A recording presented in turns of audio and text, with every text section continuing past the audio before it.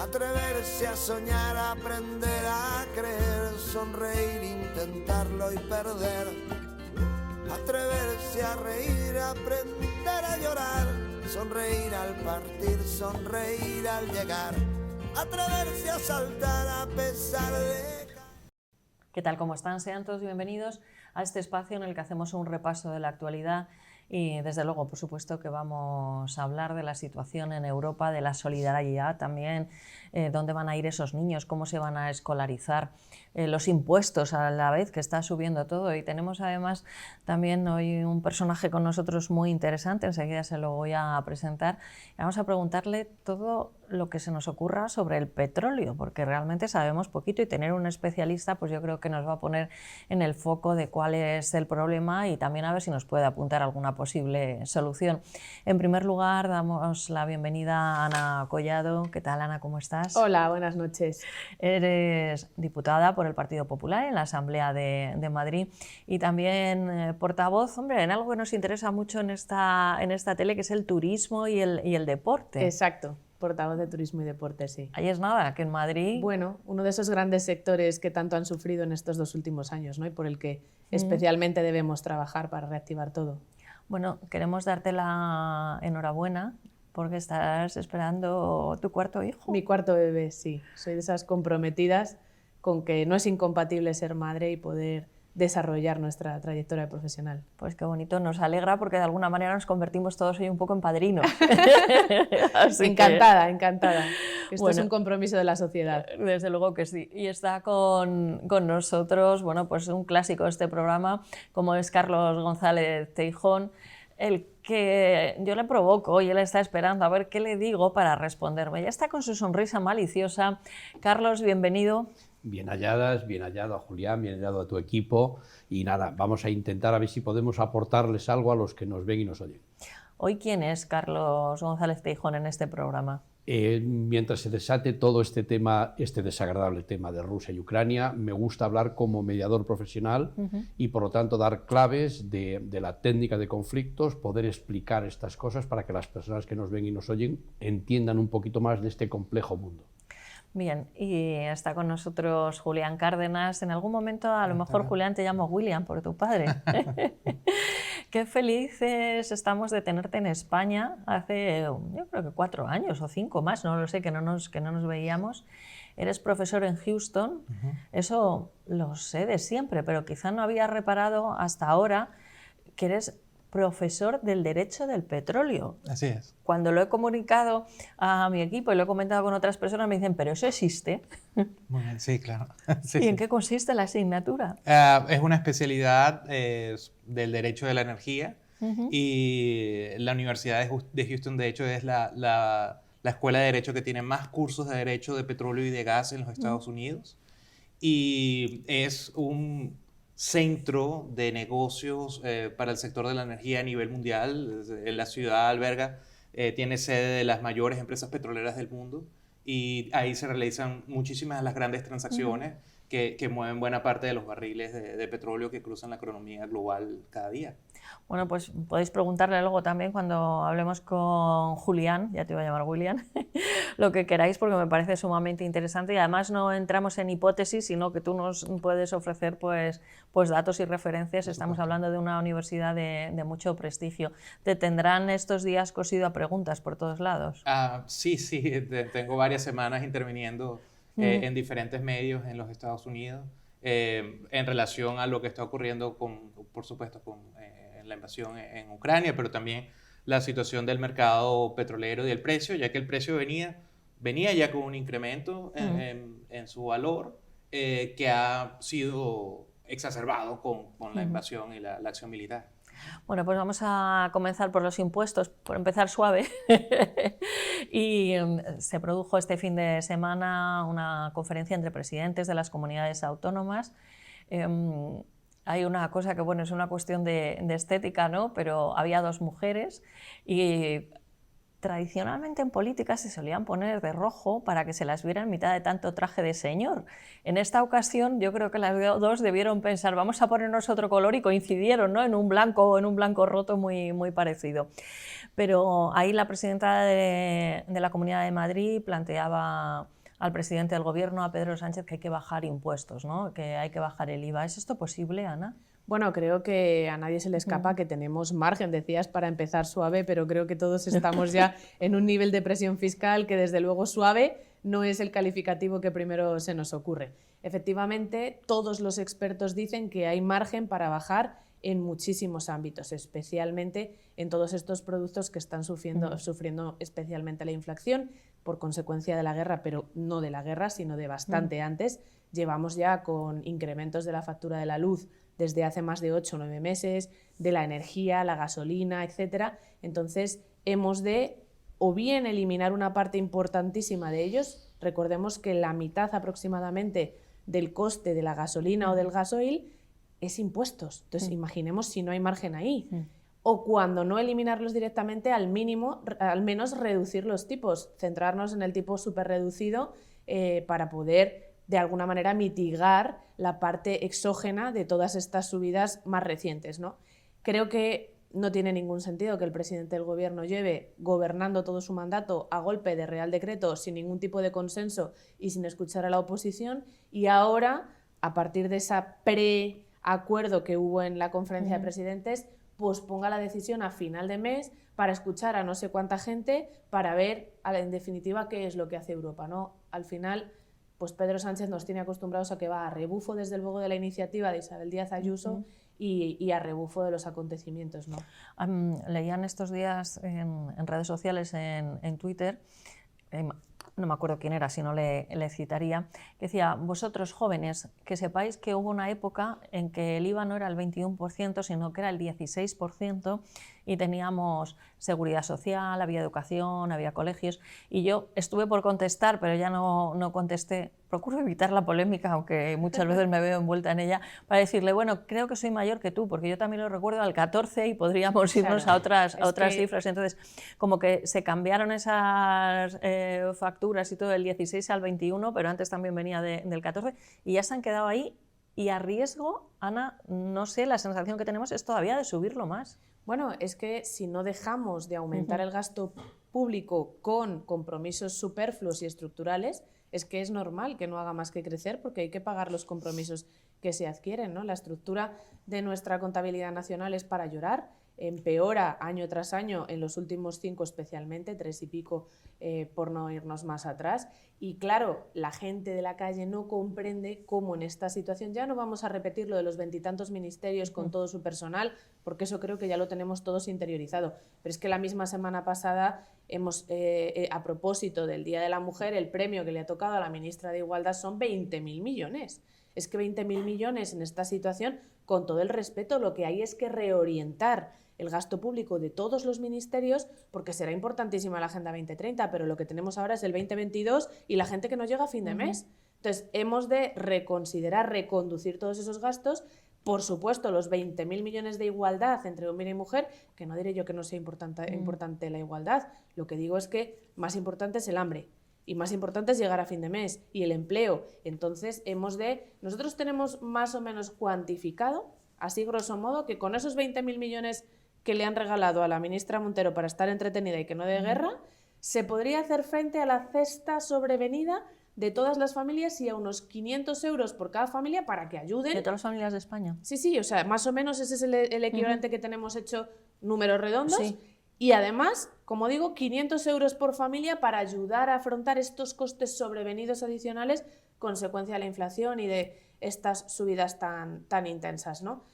Es que es imposible sino conseguir que la gente entienda, ¿no? Sí. Estamos fomentando la economía sumergida de una manera escandalosa y estamos al mismo tiempo condenando a que las generaciones de jóvenes no tengan futuro, no tengan expectativas de poder comenzar sus vidas. Escuché esta mañana a Luis Garicano, eurodiputado por Ciudadanos, en una entrevista en Antena 3 con Susana Griso. Algo que me ha sorprendido, desde luego personalmente no lo comparto y no me gustaría que fuera así. Dice que no era partidario de la bajada del IVA, sino de dar cheques a los más desfavorecidos. Y es que creo que en menos los ricos que se verán también afectados, porque claro, cada uno ve nada más lo suyo, pero España, las clases medias que cada vez vamos teniendo menos poder adquisitivo, o las clases bajas, estamos todos afectados. Todos. Yo no quiero cheques ni regalitos, creo que hay, ni para mí personalmente, ni para mi empresa. O sea, yo eso de las subvenciones, los no sé qué, no nos meta usted el agua hasta aquí arriba para luego darme un cheque, que para dar ese cheque, que es como las ayudas que supuestamente van a dar a La Palma, que tienes que presentar unas... o sea, ¿y cómo que se va a esperar 15 días? Que no aguantamos más. Entonces Bueno, yo lo de los cheques estos, no sé, los cheques regalan el Corte Inglés los veo bien, ¿sabes? Pero esto otro no... En general nosotros partimos de la base de que donde mejor está el dinero de los españoles es en su bolsillo. Ellos deciden libremente en qué se lo gastan. Y sobre esa premisa construimos nuestra política en general. Creo que a nadie se le escapa que Madrid es el ejemplo del gobierno que se está perdiendo España en ese sentido, ¿no? En particular creo que esta filosofía de dar ayudas tiene muchos puntos flacos, pero el primero de ellos es la dificultad en la gestión. Hemos visto recientemente otro de los proyectos estrella de este gobierno de la propaganda, que era el ingreso mínimo vital. El ingreso mínimo vital, que iba a llegar a no sé cuántos millones de familias, se ha quedado en nada, generó unas expectativas elevadas, porque la realidad es que estos cheques, para tener una mínima seguridad jurídica, necesitan muchísimos recursos para su tramitación en el ámbito de la administración pública, con lo cual acaban en nada. Claro. Acaban en nada más que de nuevo en expectativas frustradas, ¿no? Y la gente no entiende cómo es posible que cada día sea más difícil, el dinero te cunda menos y sin embargo sí que haya colectivos especialmente protegidos. El sector público de este país es más de la mitad del PIB y son privilegiados en cuanto a la temporalidad de sus empleos y sin embargo además son privilegiados porque sus sueldos sí van de alguna manera indexados con el índice de precios al consumo y demás, ¿no? Entonces creo que sería responsable gobernar por una vez para todos, hacer esta visión no solamente pensando en las próximas elecciones sino en las próximas generaciones y entre todos comprometernos, porque sin ese compromiso intergeneracional es que es muy cómodo que se estén comprometiendo los recursos no ya de mis hijos, de mis nietos, que es lo que estamos haciendo no solamente con nuestra deuda pública, sino con esos fondos europeos que también nos han hecho pensar que es que nos los regala Europa. No, es que estamos hipotecando a las generaciones venideras. De ahí la relevancia de que se gestionen en condiciones para optimizar la competitividad de nuestra economía. Si no nos hemos desmarcado de la ayuda a Ucrania precisamente es porque necesita el gobierno los fondos europeos, pero eso ya nos daría para otro tema. Ahora le preguntamos a Carlos, pero antes, Julián, tú sigues muy de cerca la actualidad en España, pero bueno, tienes una visión que nos viene desde Estados Unidos y allí de impuestos. Sabéis, un rato no nos queremos parecer a vosotros en esto de los impuestos, porque hay que ver en Estados Unidos. Pero ¿cómo ves este tema de los precios, lo que están subiendo? ¿Está pasando igual en Estados Unidos? Sí, se siente el aumento de la inflación que está causando en los precios. Se puede ver en los vehículos o artículos en supermercados, ¿no? Hay una presión inflacionaria al 7%, cosa que es inusual en la economía norteamericana. Pero también hay causas que tienen que ver con una pandemia global y los Estados Unidos fue un país tremendamente afectado por el momento en que arranca la pandemia. Es uno de los países más interconectados del mundo, ¿no? Entonces, en términos de vuelos, puertos, por supuesto, el país se vio muy afectado durante la pandemia y durante la administración, el final de la administración Trump, como el primer año de la administración Biden, optaron por hacer el tema de los cheques, por hacer el tema de intervenir directamente y créditos también fiscales, ¿no? a los ciudadanos, ¿no? que se reducía su cuota de impuestos al momento que realizaban la declaración, ¿no? Pero si no, a ver, eso se está viviendo. Sin embargo, yo veo que la economía y en un nivel muy amplio, la clase media norteamericana tiene una manera de paliar esto, puesto que el dólar todavía es una moneda muy fuerte, ¿no? Incluso a nivel internacional, pero internamente también la competencia y el mercado, si bien hay aumento de precios en algunos rubros, hay una competencia que también ofrece mejores precios y que conoce la situación de la inflación a las familias y ven esto también una oportunidad para ingresar en el mercado, ¿no? Con mejores precios y ser más competitivos. Y bueno, una diferencia, ahorita yo estaba escuchando los precios que los noto cuando yo visito España y veo 21% en la factura y me deslumbra ese nivel. Normalmente yo veo en la factura 8.5% y 6% de IVA. Fíjate, ¿no? y estoy quejándome yo de los impuestos en Estados Unidos. Os Bueno, hemos adelantado. Pero son 8.5 y 6%. En una economía, solo el estado de Texas, el tamaño de la economía son de 2 billones de dólares, o en trillions, como llaman ellos en inglés, entonces es 2 millones de dólares lo que es el tamaño de la economía. Y la economía nada más del área metropolitana de Houston son 600.000 millones de dólares. Entonces, por supuesto, con ese 6%, ese 8%, puede construir las autopistas de 6, Claro. 8 canales que tenemos en Houston y es un estado... ¿no? Próspero. Muy, muy próspero, sí. Carlos González. Bueno, ¿Y vamos en a el ver. Bierzo qué? Primero, yo le iba a preguntar a Julián, Sí. como en eso nos une a ti y a mí, como tú eres asturiana de corazón por lo menos y yo Sí. berciano, y sabemos mucho de minería, ¿podríamos hacer un pozo en el Bierzo, en Asturias, y llegar al petróleo venezolano o al petróleo de Estados Unidos a través Yo del con los vene- Atlántico? yo con los venezolanos- Y sacarlo a través de un túnel y venderlo aquí, porque nos vendría muy bien a España ahora el hacer ese túnel. Yo con Venezuela, perdona Carlos, no cuentes conmigo, habla a título personal. Bueno, hablo de sacar el petróleo por abajo, no subir de arriba a la robarles, superficie. de robarles. No, es de todos, es de quien lo saque, es de quien lo saque. Bueno. Es de quien bueno, No de vamos a ver. relaciones comerciales, ¿no? Antes me presenté como mediador porque Sí. yo lo veo con técnicas de conflicto. Cuando empecé los primeros cursos que nos dio la Comunidad de Madrid para formarnos allá en el año 95 para ser mediadores de la Comunidad de Madrid, venían los grandes expertos y nos decían, el conflicto tiene 10 o 12 cosas buenas y 2 o 3 malas. Yo me mosqueé un poco por eso de ser español y dije, bueno, esto debe ser un poco como el Espíritu Santo, ¿no? Un rollo que cuesta entenderlo, ahí lo de uno y trino y tal, a ver por dónde salen. El problema es que después en la práctica, cuando ya empiezas a mediar en conflictos, y este lo está demostrando, se habían quedado cortos.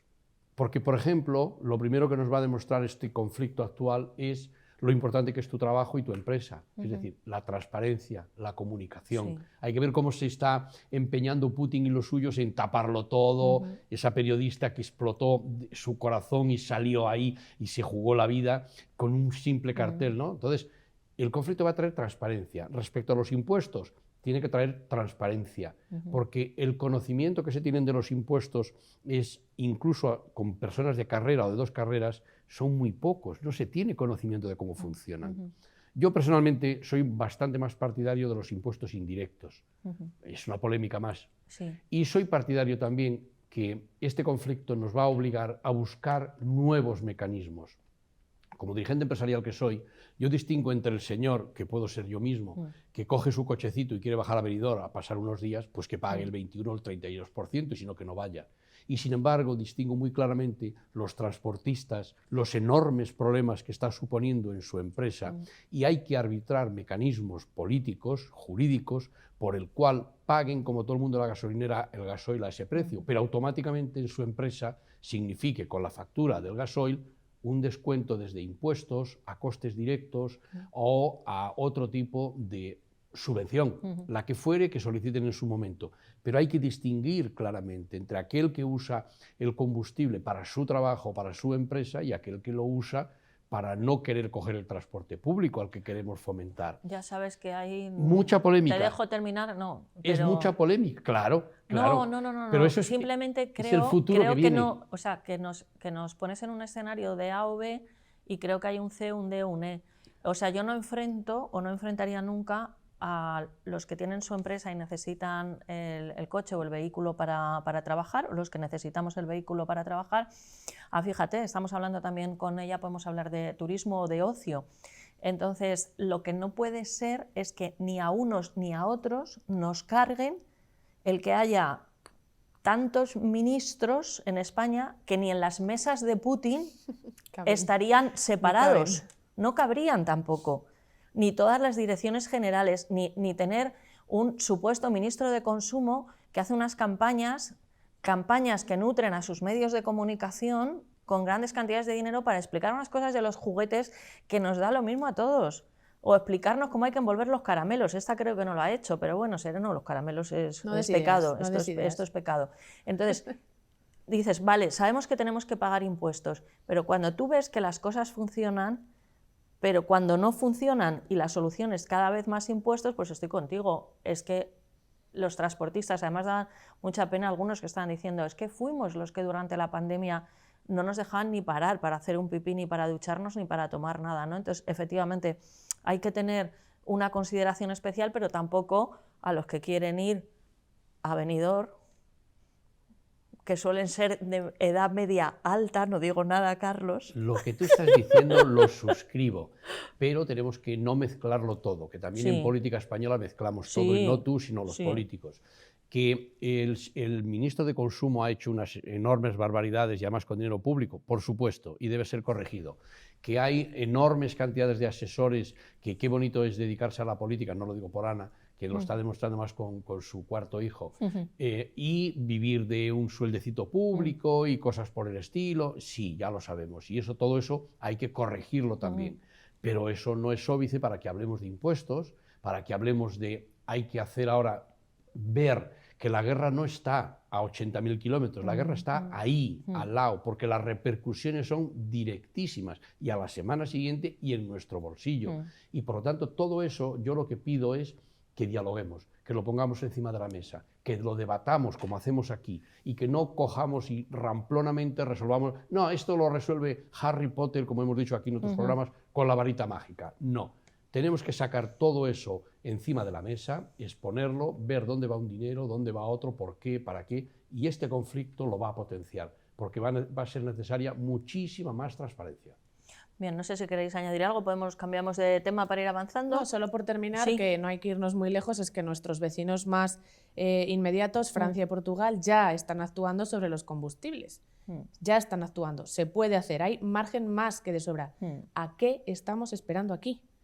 Y, por supuesto, ¿dónde están los sindicatos reclamándolo? Los del transporte que tú dices, pero ¿y todos los demás? ¿Dónde están?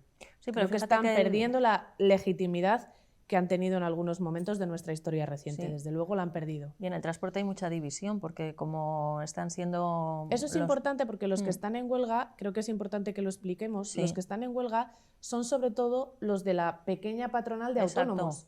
Los que son grandes empresas compran el combustible directamente a las petroleras. Entonces hay una parte importante, primero de negociación, de poder de negociación en precios, y segundo de una serie de impuestos que se ahorran por el camino, que les hace menos irascibles a este tipo de subidas, ¿no? Pero es que, como siempre, los autónomos en este país están llevando el peso principal de todas estas cargas. Sí, entonces, y desde luego los sindicatos, como siempre, representándose a sí mismos y a nadie más, porque vamos, los aumentos no hace falta que nos digan que estamos rompiendo récords históricos.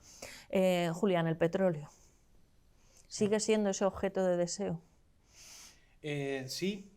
Hace poco conversaba en un programa sobre la transición energética, ¿no? Porque Elon Musk había sacado un tweet la semana pasada diciendo que decía, odio admitirlo, dice el tweet, pero necesitamos producir más petróleo, ¿no? Y yo hablaba en un programa y decía, ¿por qué Elon Musk tiene que odiar admitir la realidad? Y la realidad es que la transición energética, debemos comenzar por la palabra transición, no hemos llegado ahí.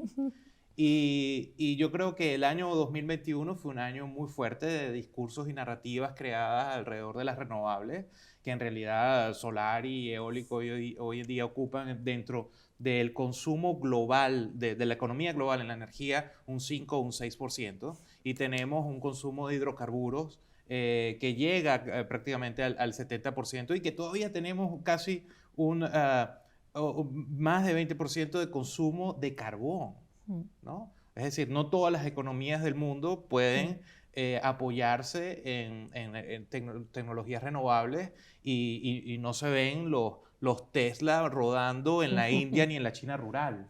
Entonces, sí, todavía el petróleo, y más aún producto de una evolución tecnológica, es decir, con la tecnología existente hoy en día, tanto para extraer petróleo del fondo marino como para extraer petróleo a través de las tecnologías de fracturamiento hidráulico, hoy sabemos que existe más petróleo, más reservas de la que antes imaginábamos. Podemos producir más de lo que calculábamos y tendremos a consumir menos de lo que estimábamos, porque esa competencia de las renovables sí en un futuro va a ir escalando, y es normal. Pero cuando estudiamos, vemos el cronograma histórico de las transiciones energéticas, cómo pasamos de la madera al carbón, y del carbón al petróleo, y del petróleo al gas, ¿no? Son procesos de décadas, ¿no? Que probablemente se pueda reducir, dado que la economía hoy y la vida hoy nos lleva a ritmos más rápidos, pero estamos en un proceso que debemos ver en las próximas décadas. Incluso generacionalmente van a ser generaciones futuras las que van a ver esos cambios en el consumo de la matriz energética. Pero entonces, ¿qué ocurre? Salimos de la pandemia, se restaura el consumo de hidrocarburos que se tenía, entre ellos del de petróleo, y ocurre un conflicto armado con el segundo productor de petróleo del mundo, que es Rusia, que la respuesta unificada también, extraordinaria de Occidente. Digo extraordinaria porque muchos quizás no lo esperaban, porque Alemania había tenido una conducta en su política exterior con respecto al consumo de gas que tomaba de Rusia, de esa política exterior que tiene ya 30 años, muy popular, posterior a la Guerra Fría, de decir, yo puedo hacer negocios separados de la política. Por ejemplo, te voy a dar un dato que he oído, y tú que hablas en millones, billones y trillones con suma facilidad, a mí tantos ceros a la derecha me cuesta, pero he visto este dato y lo he contrastado, creo que es así, que Europa le está pagando todos los días a Rusia 1.000 millones de euros diarios, cuando la ayuda máxima que se ha dado hasta el momento a Ucrania es de 1.000 millones en total.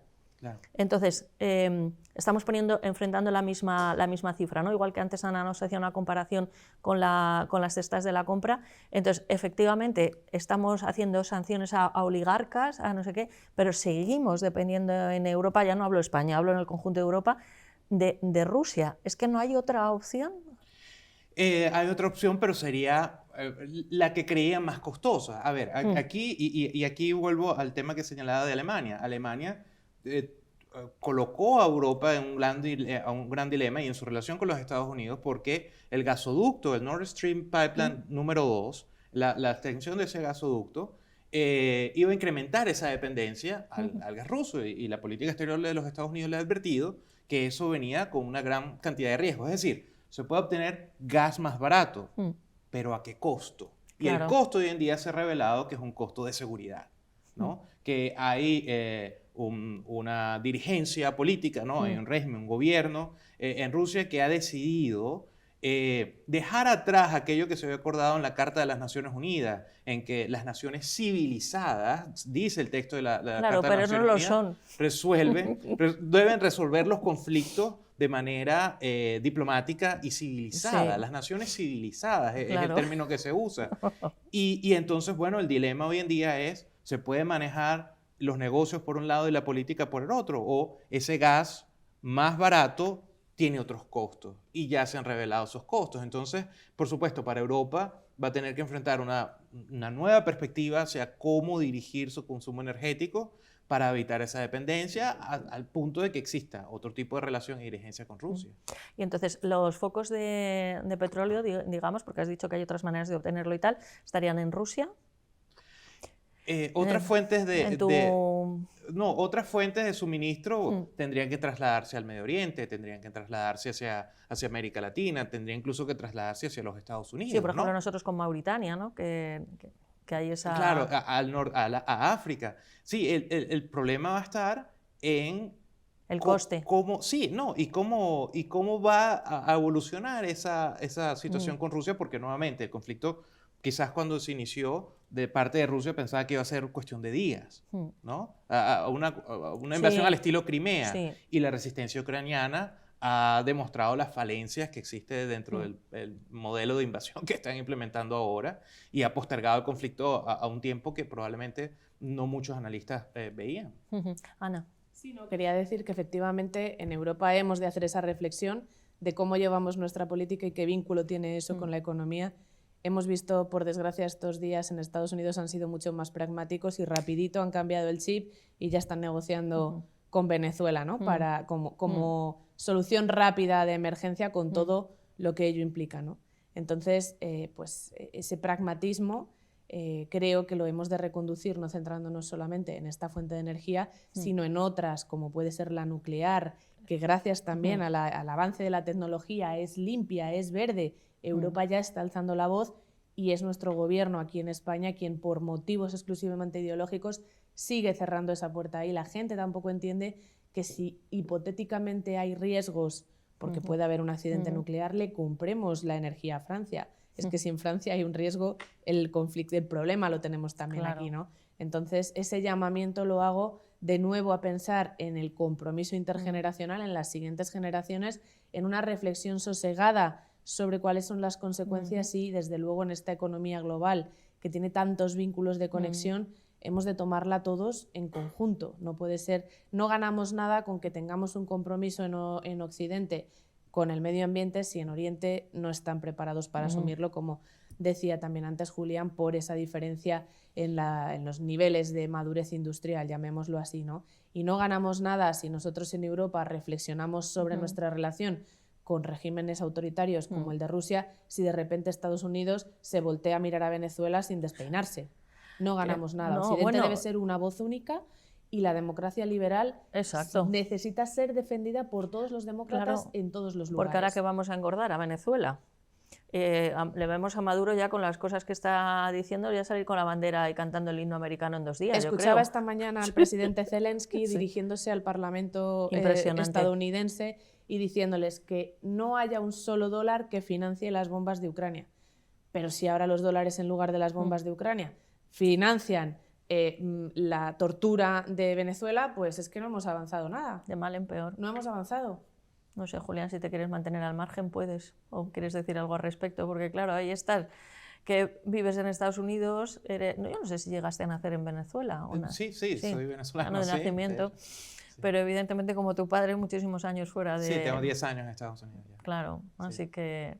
¿Y cómo ves lo de comprar a Venezuela? Bueno, yo creo que esto ocurrió y fue divulgado por medios como Reuters y Bloomberg, y entonces la noticia se regó muy rápido, pero así como se regó la noticia, yo creo que hubo un manejo de también político y de oposición a eso. O sea, hubo protestas tanto del Partido Republicano como del Partido Demócrata, secciones del Partido Demócrata, que están viendo que en el momento en que el mundo, y Europa particularmente, y dentro de Europa, Alemania como la economía más grande de Europa, ha detenido ese gasoducto, ¿no? en que los rusos habían invertido 12.000 millones de dólares y han dicho, no vamos a aceptar este gas barato por los costos, otros costos que trae.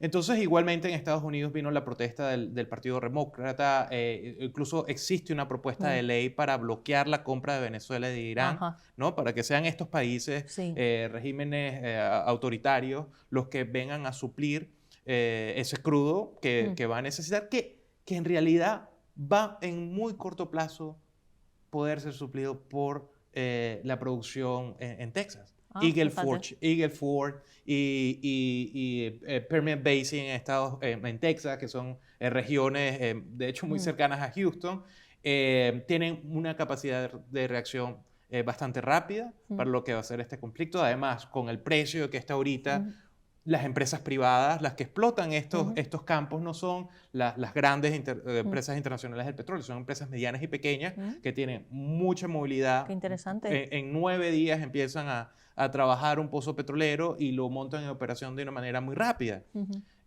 Hablaban con Carlos antes de entrar al plató sobre, bueno, quiénes se atreverán a hacer las inversiones que requerirán esos 700.000 barriles. Y que no solo es el problema de infraestructura que encontrarán en Venezuela que está destruida, sino el régimen jurídico si no hay cambios. Bueno, claro. ¿No? Entonces, sería entrar a colocar el dinero a las expensas de que en cualquier momento esos inversionistas se volvieron imperialistas, capitalistas por lo tanto deben ser expropiados. No, democratizados, dicen. ¿No has oído al presidente chileno? El discurso es para echarse a temblar, porque no habla de nacionalizar, sino que dice democratizar, fíjate, las empresas. Bueno, Carlos, al respecto. Bueno, pues eso es lo que tenemos que darnos cuenta todos. Es decir, hay un conflicto global a nivel planeta Tierra, que es los partidarios de la globalización, con todo lo que tiene de bueno y de malo, y los partidarios de la no globalización, de retraerse, del nacionalismo, etc. Este conflicto nos va a enseñar a todos dónde nos termina la camiseta. Por lo tanto, vamos a ver que el mundo, queramos o no, ya es global. Alguien puede estornudar en Texas y vamos a coger el resfriado en Italia o aquí en España. En Italia, déjale para los italianos. En Italia. Por lo tanto, vamos a darnos cuenta de que todo está totalmente interconectado, que ya no valen ideologías baratas, que ya no valen tampoco las religiones, que han cumplido un gran papel en la historia, pero han sobrepasado, y les ha sobrepasado la vida, y ahora tenemos que centrarnos en lo que tenemos delante. Y lo que tenemos delante es que tenemos que ser pragmáticos, tenemos que ver lo que necesitamos para comer, para organizar nuestras casas, nuestras familias, nuestra educación, la educación de nuestros hijos, y todo eso es global. Ya no vale que un señor se proclame emperador de no sé qué, o que va a restaurar el imperio de no sé cuántos y entrar a bombazos en las naciones de al lado, y al mismo tiempo alguien mirar cómo aprovecha para hacerse rico con esa operación. Eso que decíais antes, tan delicado, que hasta ahora sería inabordable, que es, ¿podemos respetar a la dictadura de turno y hacer negocios con ella? Que parece que todo el mundo lo entendía, pues ahora nos daremos cuenta que no, porque esa dictadura de turno mañana, cuando le convenga, suelen ser 10 o 12 familias, no más. Miremos el tema de Siria, miremos el tema de Egipto, miremos el tema de Rusia. Es decir, cómo después esas 10 o 12 familias toman decisiones, como una tal Argentina, que dijo que Repsol eran unos estafadores y unos capitalistas, le expropió las explotaciones, y vemos cómo está Argentina. Pero, sin embargo, hay mucha gente que se lo cree, y hay mucha gente que parece que participa de esa ideología. Bueno, en España hay, claro, tengo que hacer una alusión a Cuba, pues lleva Melilla años sufragando la dictadura comunista cubana. O sea, lo de Melilla es una cosa, y mira que son hoteles estupendos, pero yo me resisto a ir a ellos, y mi padre ya lo decía, que en paz descanse, que no había manera. O sea, viene de hace, quiero decir, hay mucha connivencia, y luego cuando viene el susto, o sea, y todo lo vas bien hasta que te llega el susto a ti. Pues eso tiene que cambiar, y este conflicto nos está demostrando que tiene que cambiar. Tenemos que ir a reglas jurídicas, yo que soy jurista igual que Julián, a criterios, por ejemplo, de la ONU, que tenga tribunales reales. Oiga, usted la hace, usted la paga. Pero eso de que usted, no, ahora veto este proyecto, ahora no lo veto, ahora lo potencio, ahora... Eso no tiene ningún sentido. Es decir, es un comportamiento de críos. Parece que es un grupo de críos jugando en una de las eras del Bierzo de Castilla, allí con un balón. Oiga, no. Tiene que haber un árbitro serio, y tiene que haber una federación seria que diga, usted no puede como entrenador, usted no puede como utillero, usted tiene que respetar al contrario. Y si hay un acto de violencia, de insulto, como la han insultado el otro día a la tenista Osaka, pues alguien tiene que tomar medidas y decir que no es posible que una tenista, por el mero hecho de tener un color más oscuro, tenga que salir casi llorando de un estadio porque le abuchea a la gente. Oiga, no. Tenemos que buscar mecanismos de que eso tiene que cambiar, y este conflicto nos va a poner a todos en el disparadero de que muchas de esas mentiras, muchos de esos juegos de palabras tienen que desaparecer. Carlos, querías hablar de la unión en la Unión Europea. El conflicto, hay que ver cómo la Unión Europea se ha tirado 2 o 3 años para discutir un concepto, y en una semana se ha resuelto, que era el de actuar unidos, porque Putin, pues en estos engaños de críos, le envió una carta a cada embajador de los distintos 27 países que componen la Unión Europea, y lógicamente Borrell le contestó él solo diciendo, mire usted, la Unión Europea, soy yo el representante exterior, tengo yo esta carta. Bueno, Borrell contestó porque los 27 se pusieron de acuerdo. Quiero decir, porque es que ahora parece que Borrell que está haciendo su papel, yo no digo si bien o mal, pero él no habla, sino que los 27 países comunicaron a la Unión Europea, y entonces él como portavoz, pero ahí está que los 27 los puso de acuerdo. El conflicto exterior, y por lo tanto hay que ver qué rápidamente se ha respondido. Yo estoy orgullosísimo y me siento muy orgulloso de ser europeo estos días. Otras veces hemos sido muy críticos, y más siendo españoles, y con la picaresca española más todavía, de que todo lo vemos mal. Me siento orgulloso de ver la respuesta de Europa, cómo inmediatamente se han abierto todas las fronteras, cómo se están recogiendo refugiados en todas las naciones sin el más mínimo problema, cómo se hace lo que se debería hacer siempre. Primero que coman y que tengan un techo donde dormir, y luego ya veremos cómo se tramita o no su documentación, su estancia, como tú muy bien has dicho antes, los niños a qué colegio van, en qué condiciones, en qué idioma, ¿van a tener acceso a la sanidad? Bueno, pues el que esté enfermo y con un trauma, ya, pero vamos a ver cómo lo hacen, y me siento muy orgulloso de esa solidaridad europea, cómo hemos reaccionado, y por eso yo he dicho, y he publicado un artículo, que Putin no puede ganar este conflicto, jamás, porque Putin ha planteado el conflicto entre dos temas muy claros, entre la brutalidad y la solidaridad humana. Y la solidaridad humana es verdad que a veces ha fallado, a veces se ha retraído, pero es cierto que ha ido triunfando siempre. Y la brutalidad no la quiere nadie, ni siquiera los soldados que van ejerciendo la brutalidad, tarde o temprano ven que eso no tiene sentido. Entrar en ciudades ucranianas a sangre y fuego no tiene ningún sentido. Y por lo tanto yo estoy súper convencido, y así lo he publicado, que Putin no va a ganar. Podrá hacer daño como hizo Hitler, o podrá hacer daño... Ya lo ha hecho. O podrá hacer daño como hizo Saddam Hussein, pero no puede ganar, porque cuanto más empuje, más fuerzas exteriores se unirán, como hemos hecho en Europa, para combatirlo. De todas maneras, sabes que lo hemos comentado también en otra semana que no estabais, o sea, es muy fácil decir lo de la guerra de Putin, como eslogan puede sonar muy bien, pero no es Putin solo, no. Un hombre solo no hace esto, no. Y a mí me parece que es una manera de quitarnos de en medio, y igual que no son todos los rusos, Putin no está solo en esto, no es la guerra de Putin. Es mucho más que eso. Bueno, hay una encuesta del Instituto Levada de la semana pasada. El 70% de los rusos aprueban la invasión violenta de Ucrania, lo cual hasta los propios entrevistadores les ha dejado estupefactos. Y solo un 22% de los más formados y de jóvenes se oponen a la guerra de Ucrania. Por lo tanto, es un problema de mentalidad de un pueblo que es verdad que se le ha maltratado en la historia, es verdad que se le ha tenido subyugado. Primero los zares, los cogió inmediatamente Stalin y los ha cogido inmediatamente Putin. Pero el pueblo ruso, que además es un enorme pueblo, no hay más que leer su literatura. Si a alguien le gusta, yo adoro a Vasily Grossman, Vida y Destino, siempre recomendamos aquí libros, o lógicamente a Fedor Dostoyevsky en sus distintos libros. ¿Qué vamos a decir de sus músicos? Ese alma rusa es la que tiene que salir adelante, pero tienen que darse cuenta que ellos también son seres humanos y no se puede ir a bombazos en el vecino de al lado, por supuesto, y además en el que es tu hermano. Por supuesto, pero menos lloros, porque todos los países hemos tenido invasiones, hemos sufrido invasiones, y así es la historia. Entonces ellos nada más se quedan con algunas anécdotas.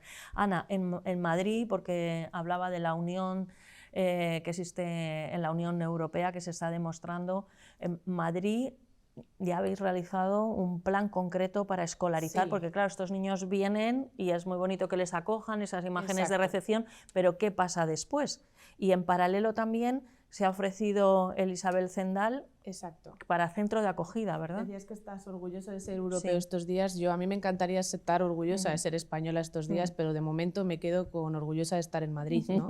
Bajo este paraguas del gobierno de la presidenta Ayuso. Efectivamente, justo hoy ha tenido lugar la primera reunión del comité de crisis. Desde que estalló el conflicto se hizo un grupo de trabajo, un grupo de expertos. Ya sé que eso en el gobierno de España pues no están acostumbrados a ello, pero aquí en Madrid sí acostumbramos a trabajar de la mano de expertos en cada circunstancia que se presenta. Ese grupo se transformó en comité de crisis, porque esto efectivamente ha ido tomando unas dimensiones. Se estima que 7, 8 millones van a llegar de manera inmediata de refugiados a los distintos países de Europa. Muchos de ellos ya están aquí en España. El problema es que no sabemos a nivel nacional ni cuántos pueden venir, ni cómo se van a repartir. No está, el gobierno se ha delegado esa función en las comunidades una vez más para utilizarlas como excusas de lío, ¿no? Entonces aquí nos hemos adelantado, hemos puesto de manera leal y honesta nuestros recursos disponibles a disposición de todos los españoles, del resto de comunidades y del gobierno de España, pero no se nos ha cogido ese guante, ¿no? Por ejemplo, el gobierno tenía mucha prisa en hacerse la foto y en concreto aquí en Madrid, en Pozuelo, cuando ni siquiera avisó, ¿no?, ya a la presidenta de la Comunidad de Madrid, es que ni a la alcaldesa de Pozuelo, o sea, tenían mucha importancia esa foto ellos solos, no tiene ningún sentido eso, ¿Será ¿no? para el documental que están haciendo sobre Pedro Sánchez? Podemos pensar a ver cuál es el género del documental, pero de eso hablamos otro día si quieres. Creo que es importantísimo que los madrileños tengan claro que aquí sí estamos trabajando con un plan y coordinando a todas las consejerías, porque empezamos por los niños, que son los más vulnerables. Llegan en un contexto de caos absoluto, desubicados, desorientados. Pensemos lo duro que es para un niño salir de su casa en medio de las bombas. Es que lo decimos muy fácil, pero no es nada sencillo de asumir para un niño, ¿no?, que no tiene maldad todavía. Aquí en concreto, pues la información es lo primero que tenemos que tener claro para poder actuar en consecuencia. Hasta la fecha de hoy se han escolarizado ya en los colegios de la Comunidad de Madrid 236 menores, la mayoría en primaria, pero hay desde la etapa de 0 a 3 años ya escolarizados. Hay 10 niños en la etapa de 0 a 10 años, ¿no? Creo que está siendo ejemplar cómo la Consejería de Educación está actuando, pero está actuando en el medio de la emergencia. Se necesita un criterio de ámbito nacional para que todos hagamos lo mismo. Y porque un nene de 0 a 3 años, pues lo que necesita es que haya hueco, y si no hay se le busca. Claro. Pero hay otra serie de etapas en las que se necesitan otras cosas. Por ejemplo, la homologación de títulos para meterse en bachillerato, Sí, además que es también que hay. no hablan nuestro idioma, la mayor Claro, parte. ahí también en Madrid hemos reforzado las aulas de apoyo, o sea, Claro. hasta 9 años se está apostando porque asuman la lengua con una naturalidad, no con clases adicionales, ni tanto, porque al final los niños son esponjas, por suerte, y ellos lo tendrán más fácil. De 9 a 16 se ha hecho un esfuerzo adicional para que haya aulas de apoyo para el aprendizaje del idioma, que no sea la causa por la que se queden atrás. Por supuesto que tendrán asistencia de profesores especializados y de intérpretes y demás. Y de 16 en adelante, quienes necesiten apoyo, no solo ya los niños, sino también los adultos que vienen a este país sin a lo mejor la referencia de algún familiar o para poder acabar teniendo un trabajo, si es que no sabemos cuánto va a durar esto, ¿no? A ellos se les habilita también espacio dentro de las escuelas oficiales de idiomas y de los centros de escolarización de mayores. Entonces, aquí, en la medida de nuestras competencias y de nuestras posibilidades, sí estamos trabajando para que la integración sea lo más inmediata posible y para que nadie tenga carencias en ninguna de las necesidades básicas que tenemos, ¿no? Como decías, la comida, el techo y la educación, porque al final no sabemos cuánto tiempo van a tener que quedarse entre nosotros, y el tiempo que sea tienen que sentir que Madrid es su casa. Ana, gracias por acompañarnos. Ana placer. Collado es diputada por el Partido Popular en la Asamblea de Madrid, también portavoz de la Comisión de Turismo, ahí es nada, y Deporte, así que dos señas de identidad de Madrid. Exacto, Carlos González Teijón, pues es un fijo, es como yo le presento. Gracias por acompañarnos, por hacernos reflexionar.